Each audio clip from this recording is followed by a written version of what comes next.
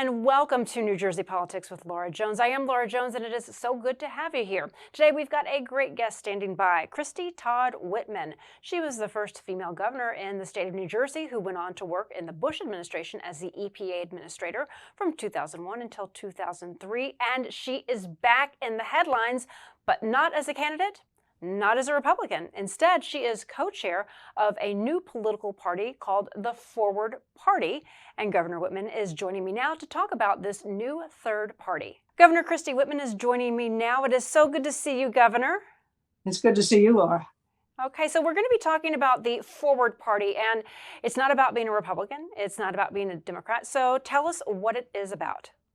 It's about bringing people back to the center. It's about getting to a point where moderates and conservatives and liberals can feel comfortable under the same umbrella and understand that they share core values, things like economic security, the freedom, individual freedom, security at home, defending our democracy.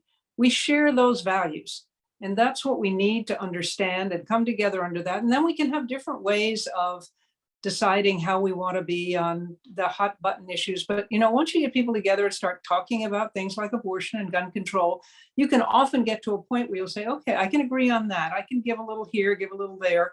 And that's how you start making progress. I mean, the only time we get the meaningful things done really is when we come to the center and people talk to one another. That's what has to happen. But our parties have gotten so divided now and divisive that most people, we've got almost 50% of registered voters who register independent, and 60% of all Americans say they'd like a third alternative, that people just don't feel comfortable in either party.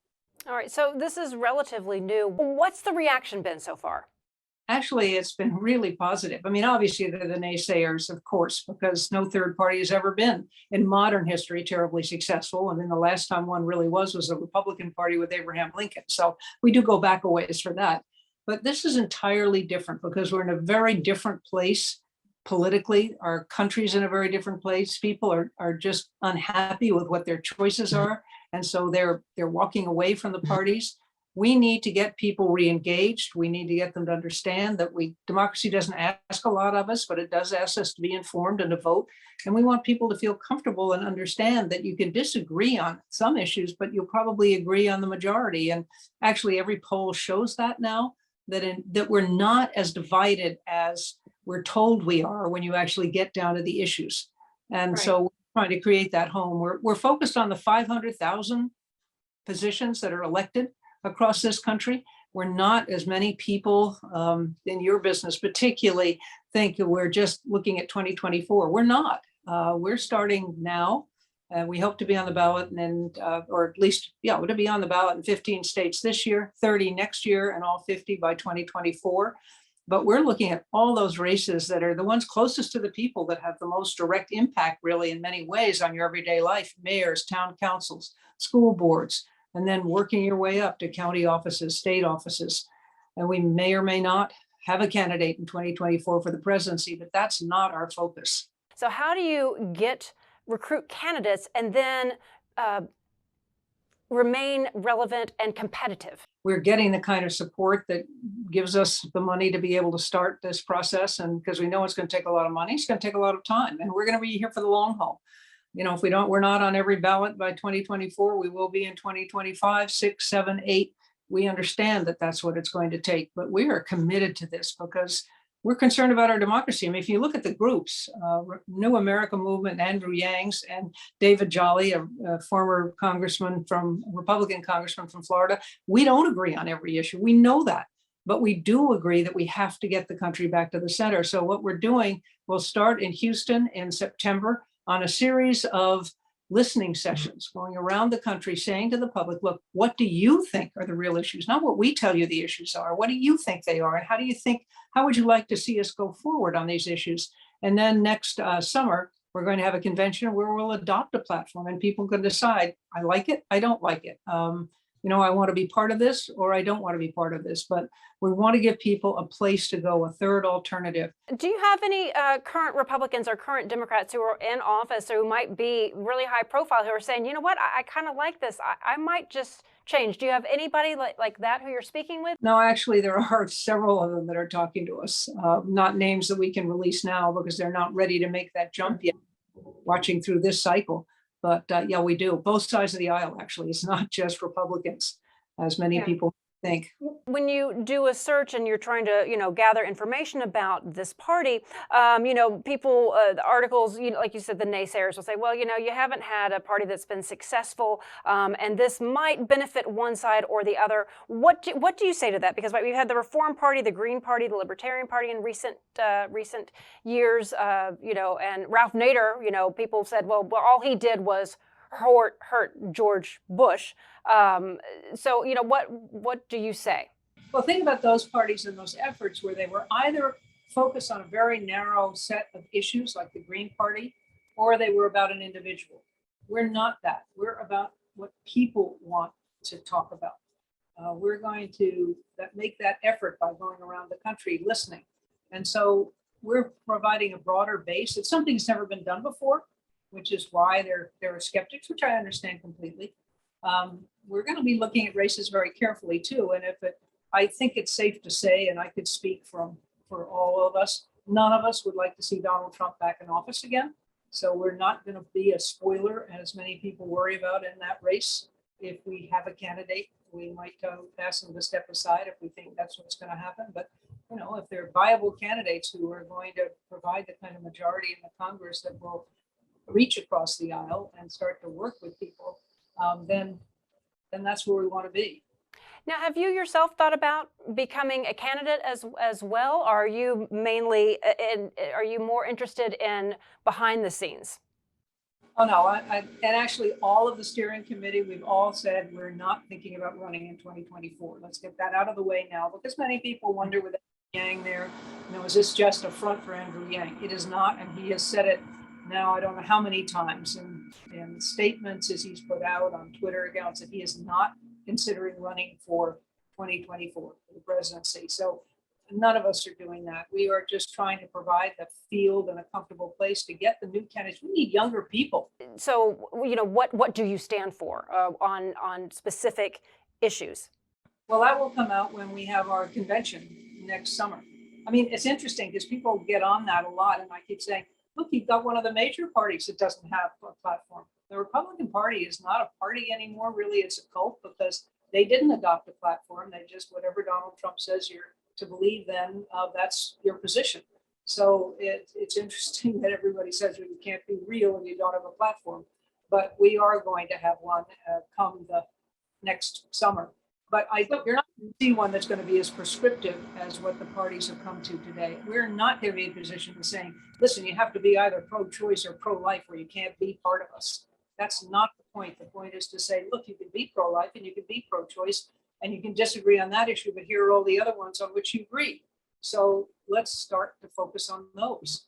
Right. And I think that is what keeps a lot of people out of running for office sometimes is, they may say, well, I'm conservative in this. However, I tend to lean more liberal in other areas. So therefore, I can't get the party to support me. So I could never win a primary. Therefore, I am never going to have a chance. And that is part of the two-party system right now. You have to get that support to even get your name on the ticket or even that position on the ballot. Are you all, how is that?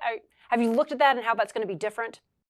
Those are exactly the kind of people we want. I mean, I get asked, what are you, conservative, liberal? I said, well, you tell me the issue, I'll tell you where I am, and you decide, because I'm not going to be in the same place on every issue as one would think if you were just conservative or just moderate or just liberal. You've got to think through these things, and you will come. It's very comfortable to say, well, I'll always believe this, and always do that. You don't have to think much when you're faced with a choice. But we want those people who are willing to say, I'm not going to be in the same place on every issue. I'm not always going to be conservative. I'm not always going to be liberal. We want people who will think and who will understand that others will come at the issues the same way. What kind of impact do you hope to have on the upcoming midterm elections? No, I don't envy you all your job and how to balance the way you need to these days, because people will take anything that's said and spread it quickly as a lie or not.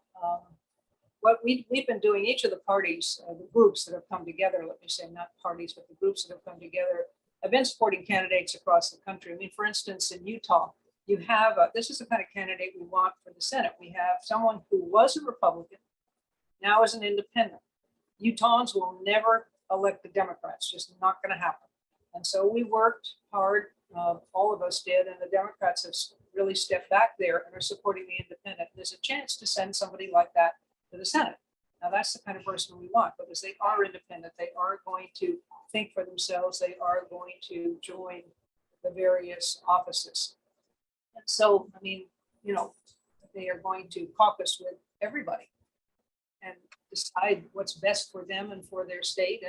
And so those are the people that we want to support, and we have been supporting and will support. How aggressive are you looking at younger people and engaging people who typically aren't involved in the process? We're providing them a very exciting opportunity, and that's what we're really looking for, because it's their future. And we didn't see this bill that just passed through Congress that's going to start to deal with the climate change in real numbers just because the president and others worked quietly behind the scenes to get it through. It was also because the public, particularly young people, were starting to put the pressure on. I mean, you have 15 teenagers in Montana that are suing the governor for not taking action because it's their health, their future, and not taking action on climate change. So this is what we think is really going to build Forward Party, is the young people that have been looking for a home. They don't want to be called Democrats. They don't want to be called Republicans. They want to be something different, and that's what we're offering them.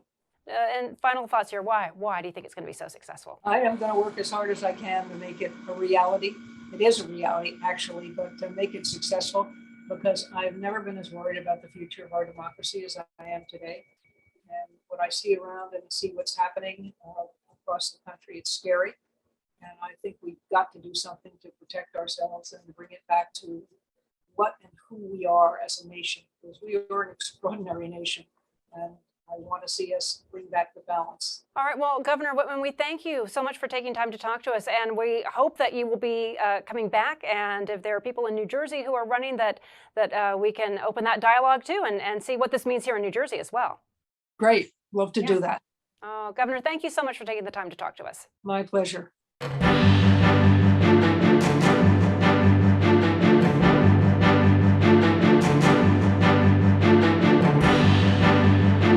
Continuing our conversation now about the state of partisan affairs, but looking at it at the local and state level, we welcome former state senator Joe Kyrillos to the show. Joe Kyrillos is a former state senator in New Jersey. The Republican also chaired the New Jersey Republican State Committee from 2001 to 2004, and he chaired Mitt Romney's first presidential campaign here in New Jersey, and he joins us now. Senator Kyrillos, it's so good to see you. Laura, thank you. It's great to see you after a few years, I think. After a little break there. Well, I mean, you spent upwards of 30 years in the legislature, and it's hard to believe that. And I was there for about 20 of it. Nobody survives that long in New Jersey without having the skills to compromise and get past the politics.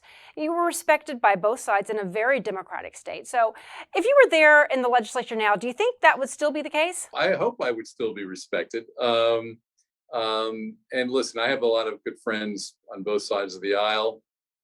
I have my issues with the way some things are done these days, and it has become harder. There's no question about it. So I'm happy most days I'm not there, Laura.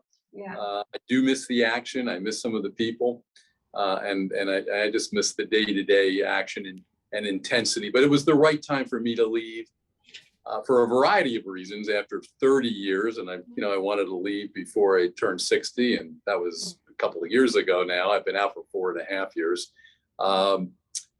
And I'm sure that there are things now that would really frustrate me. So maybe the era of good feeling might not have continued. But I would try hard to keep it going.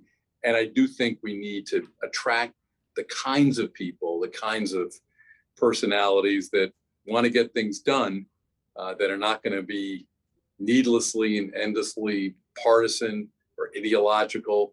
but really come from a vantage point of common sense, practicality, and what's going to move the ball forward to make things better for families and people and the state as a whole. So what is your take on the current state of affairs here in New Jersey? Can you see the Republicans? Do they have a big picture, or do they have an agenda, or is their agenda just to criticize the governor?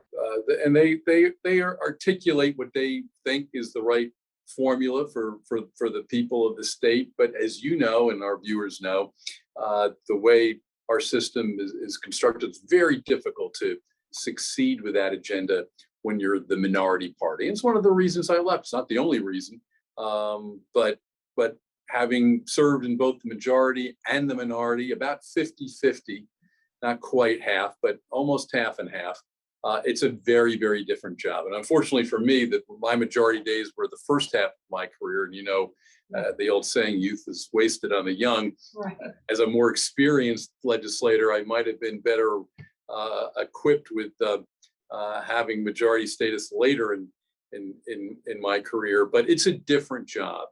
And so Nick Scutari, who's the current Senate president, friend of mine, and of course, former colleagues in the General Assembly, they run the operation. They pick the committee chairs, they set the agenda, and that's the way it is. And Republicans did the very same thing. So that it's hard for Republicans in the state of New Jersey, and it's hard for Republican constituents to understand the constraints, because even in a general election, when you get decisively defeated, 65-45 or worse, that 45% of the people, that's a lot of people in a state of 7 million citizens. It's an awful lot of people. So it behooves everybody to try to find some common ground and move things forward. Yeah, well, with this governor, he didn't come from the legislature. Not all governors do, but this one didn't come from the legislature. So does that make it a little bit more difficult for the legislature to get things done? Phil Murphy's a friend of mine. I've known Phil for 20 plus years when he first moved to Middletown, our hometown, and our kids were at school together. And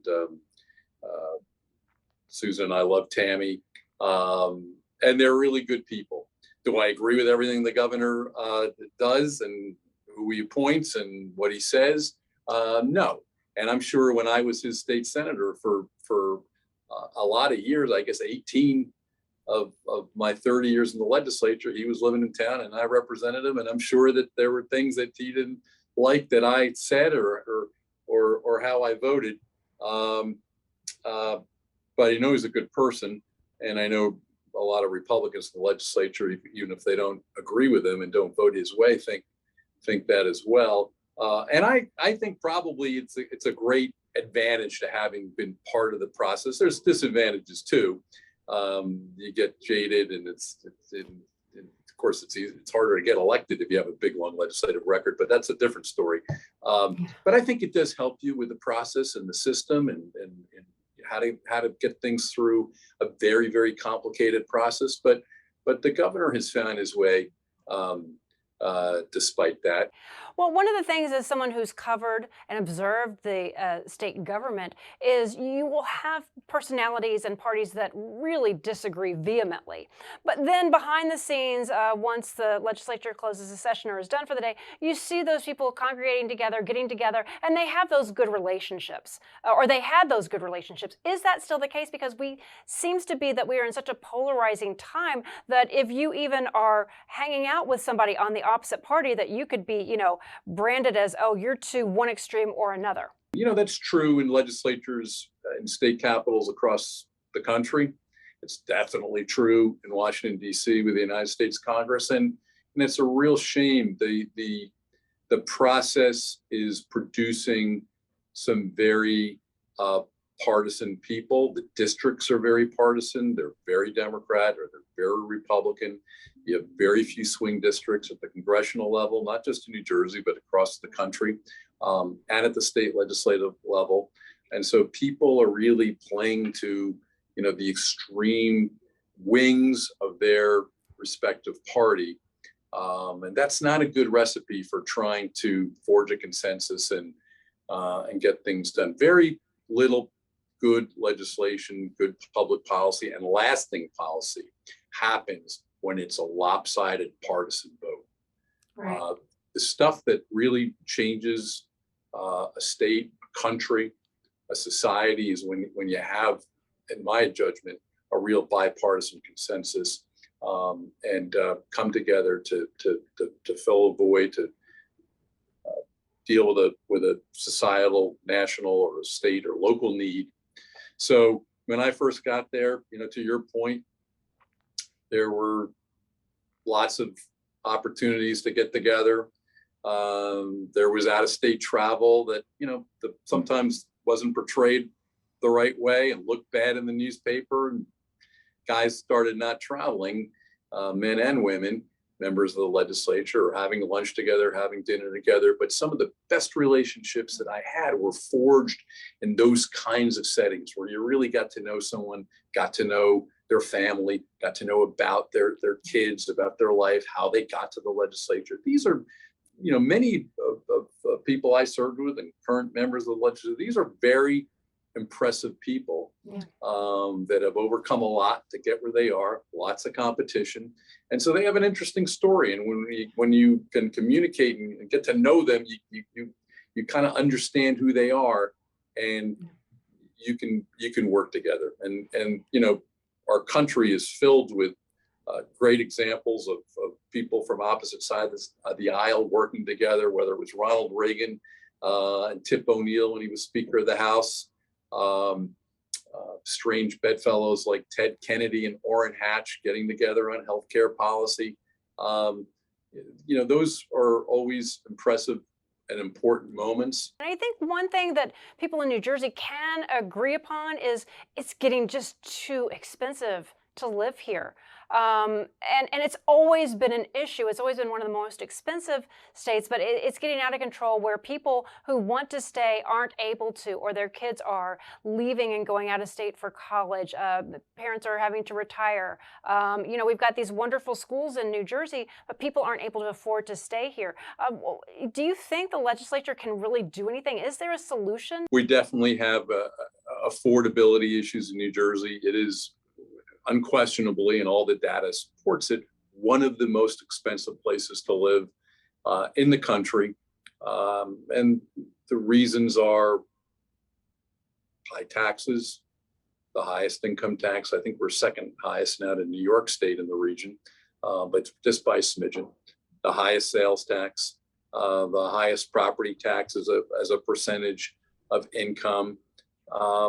And along the way, high healthcare costs, high insurance, high land prices, expensive housing.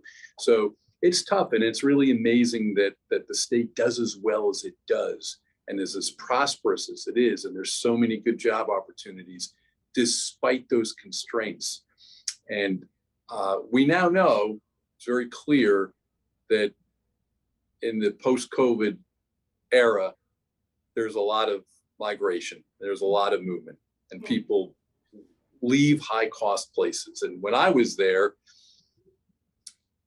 really for the last 10, 12 years, I would make this point about the loss of high net worth people leaving the state that contribute to the state coffers, state tax coffers in a disproportionate way. The top few percent drive like 40 some odd percent of the income tax revenue that pays for our schools, that pay for so many important public purposes.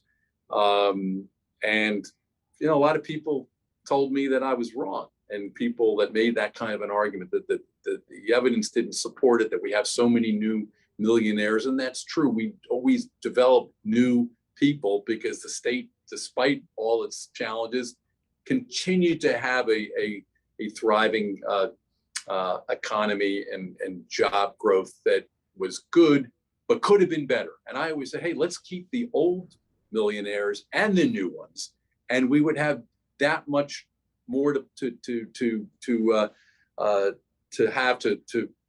make for fair budgets, better budgets, and stop taxing people that can afford it the least. And of course, it's not just high income people leaving. You have a lot of people now that leave the state for a lower cost place. So we're never going to be I don't think in our lifetime a low cost state. Right.